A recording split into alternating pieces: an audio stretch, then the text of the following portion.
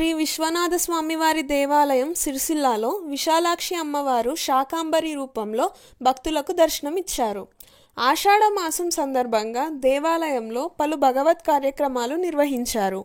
లలితా సహస్ర పారాయణం, కుంకుమార్చన మరియు గోరింటాకు సంబరాల్లో భక్తులు పెద్ద సంఖ్యలో పాల్గొన్నారు.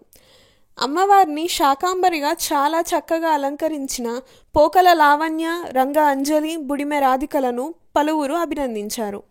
కార్యక్రమాలను చక్కగా నిర్వహించినందుకు రుద్రజయమ్మ, శారద, రమా మేడంలకు ఆలయ చైర్మన్ చేపురి జనార్దన్, ధర్మకర్త కోడం శ్రీదేవిలు కృతజ్ఞతలు తెలిపారు. ఈ కార్యక్రమంలో అనితా శ్రీనివాస్ శర్మ, ఆలయ వంశీకులు ఇరుకుల్ల మౌనిక తదితరులు పాల్గొన్నారు. ఓం కృష్ణే నమః. ఓం కారుణ్యనాశినే నమః. ఓం ప్రేమపుష్కరిణే నమః. ఓం హారిణ్యే నమః. ఓం హేమమాలిన్యే లక్ష్మీ నమః. ఓం వసంతదేవే నమః. ఓం శుభాయ నమః. ఓం దయాయ నమః. ఓం మంగళాలక్ష్మీ నమః. శ్రీ సిద్ధివినాయక మహారాజుకి, శ్రీ విశ్వనాథ స్వామికి